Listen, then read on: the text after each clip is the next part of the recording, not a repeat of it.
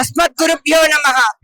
శ్రీ శ్రీ శ్రీ తిదండి చిన్న శ్రీమన్నారాయణ రామానుజ జీయర్ స్వామి వారి శ్రీపాద పద్మములకు అనేక దాసోహాలు సమర్పించుకుంటూ ఈ రోజు మన కమాన్ బజార్ లో వేయించేసినటువంటి శ్రీ వెంకటేశ్వర స్వామి వారికి రథ సప్తమి సందర్భంగా మనం సప్తవాహన సేవని ప్రారంభించుకోవడం జరిగింది.